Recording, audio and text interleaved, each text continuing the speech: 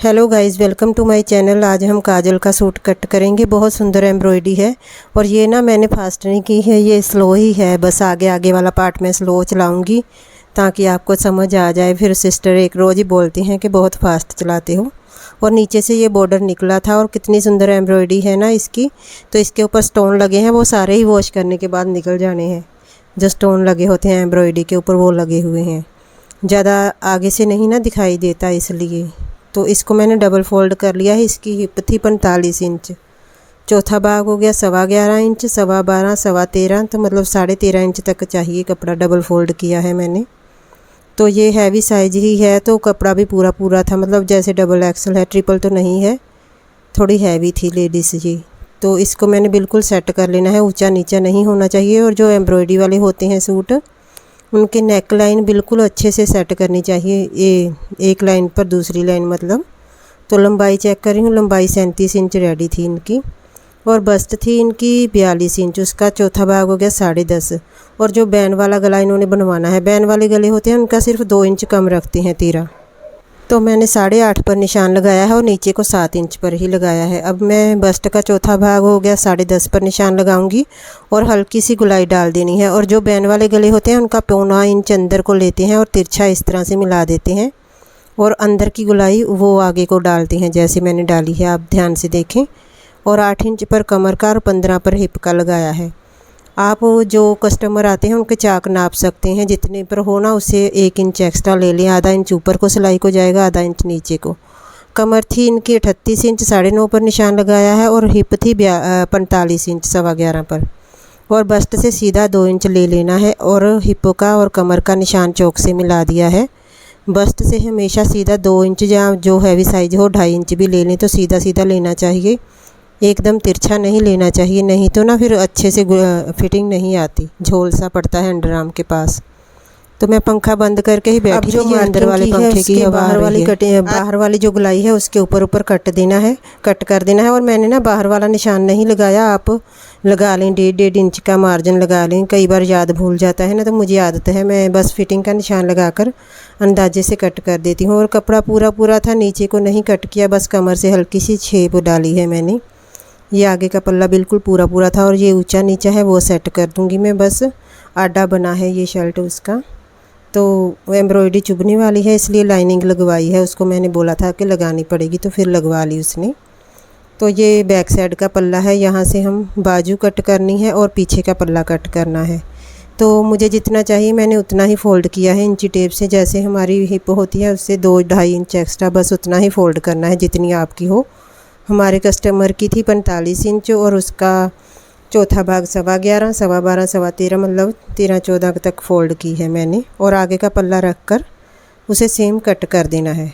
मैंने थोड़ा सा ना ऊपर से बढ़ाया था, इसका भी मैंने 1.25 इंच छोड़ा था क्योंकि हैवी साइज़ है तो नेक पीछे को ना जाए, इसलिए मैंने पीछे का थोड़ा सा बड़ा रखा था इसका, बस ज़्यादा नहीं रखा था, आधा इंच रखा था ऊपर को।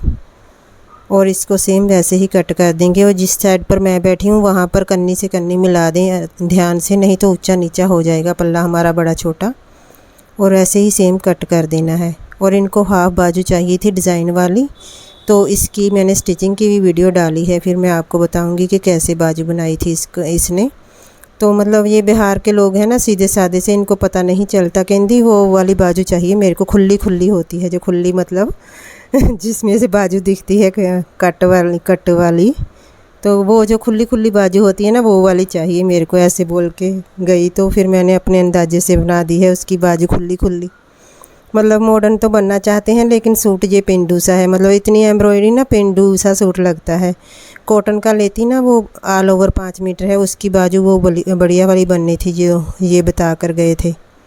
तो ये बाजू के लिए हाफ का ही कपड़ा बचा है, शुक्र है इसने पौनी नहीं मांगी। तो इसकी मैं 13 इंच लेंथ लूँगी और 1 इंच बढ़ाकर 14 इंच ली थी मैंने। 13 इंच रेडी है इसकी लेंथ बाजू की, 13 इंच रेडी और 14 इंच ले ली है। और नीचे को 3 इंच का लेंगे हम, गुलाई पाएंगे। 3 इंच का निशान लगाकर ये गुलाई डाल देनी है, ऊपर से 2.5 इंच सीधा छोड़ना है। और नीचे मैंने 14 इंच पर निशान लगा लिया था, 1 इंच बढ़ाकर। और मोरी अंदाजे से ही लगा ली है। एक बार इसकी मोरी थी बाजू की 12 इंच, 6 इंच रेडी थी। तो अगर ज़्यादा होगी तो मैं बाद में कट कर लूँगी फिटिंग के समय।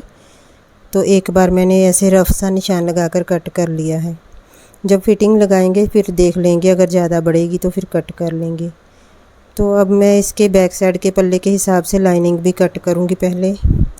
और ये हमारा सलवार का कपड़ा है। सलवार थी इनकी 35 इंच, तो 35 में 3 इंच बढ़ाकर हो गए 38 इंच। 38 में 8 कम करके 30 इंच बचेगा कपड़ा हमारा।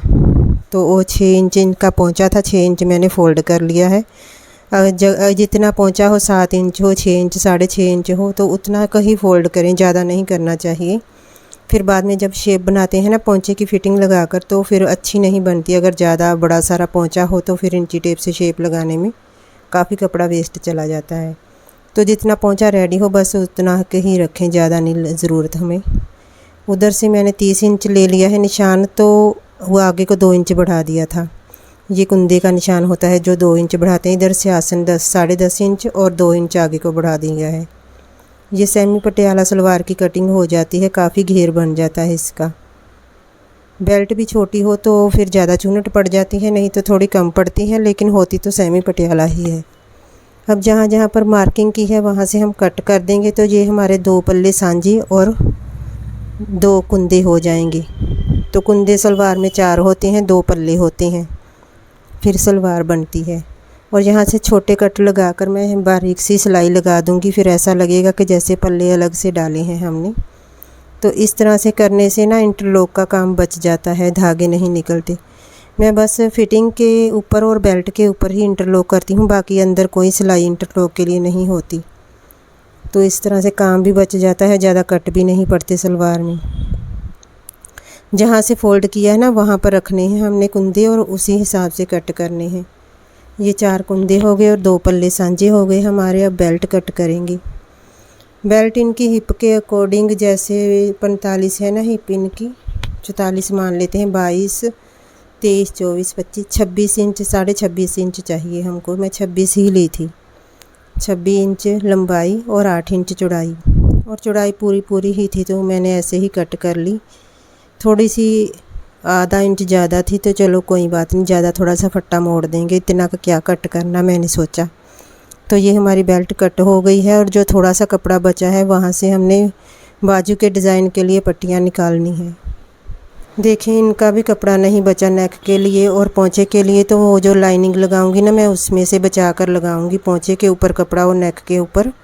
और ये 3-3 इंच की पट्टियाँ मुझे चाहिए, तो मैं पहले से ही निशान लगा कर देख रही थी कि कपड़ा बचेगा कि नहीं।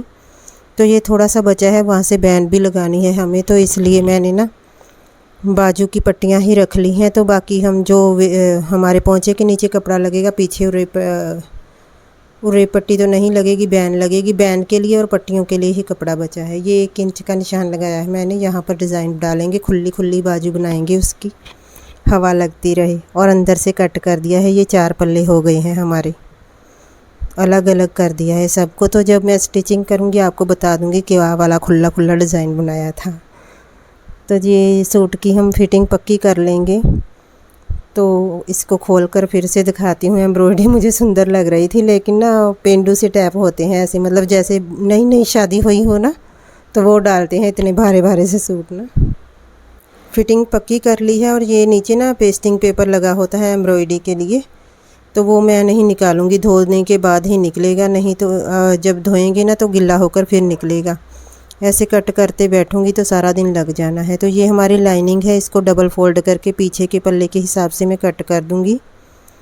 तो ये कॉटन की है, तो मैंने धोकर रखी थी, 2 मीटर लेकर आए थे मैं। कोई कस्टमर ला देता है तो कोई नहीं लाता, तो फिर मुझे ही लानी पड़ती है। एक ही दुकान है, वहाँ पर से मैं ले आती हूँ, 40 रुपये मीटर देते हैं। मैं ज़्यादा दुकान नहीं घूमती, वहाँ से कलर मिल ही जाते हैं लगभग। अगर ना मिले तो फिर मैं दूसरी दुकान पर जाती हूँ, नहीं तो एक ही है दुकान में। देख लो इतने साल से वहाँ से ले रहे हैं सामान, कभी उधार नहीं करता वो। तो मेरे से आकर कई बार बोल देते हैं दे जाएंगे बाद में पैसे। आजकल कोरे होना अच्छी बात है वैसे तो मैं भी नहीं करती कभी उनसे उधार 1 रुपये का भी। तो ये लाइनिंग भी हम पिछले पल्ले के अकॉर्डिंग ही कट कर लेंगे। तो सेम वैसे ही कट करनी है, बिल्कुल भी ऊंची नीची ना हो हमारी लाइनिंग। तो ये दोनों पल्लों की हो जाएगी। मैं बैक साइड के पल्ले के हिसाब से कट कर ली हूँ, तो दूसरे पल्ले पर भी लगा लेंगे तो उसके मोढे के ऊपर थोड़ी सी बढ़ जाती है, वो मैं कटिंग करके निकाल दूँगी बाद में। सेम वैसे ही कट करनी है बैक साइड पर, ऐसे ही खिलार कर मैं तो कट करती हूँ, कई तो 4 तय लगाकर फिर कट करते हैं। अगर वीडियो पसंद आई हो तो प्लीज़ लाइक कर देना। तो अगर कुछ भी समझ ना आए तो आप कमेंट करके पूछ लेना, मैं कोशिश करूँगी पूरी कि आपको समझा सकूँ। और जो बोल रहे थे कि कलियों वाला कुछ सिलाई करना है, वो पूरा नाप लिख दें, तो फिर मैं उसी के हिसाब से बता दूँगी कि किस तरह से कलियाँ निकालते हैं, क्योंकि मेरे पास तो कोई कलियों वाला सूट स्टिच करने के लिए आया नहीं। तो अगर आता तो मैं आपको ज़रूर बताती, तो मैं वैसे भी आपको समझा दूँगी। Thanks for watching.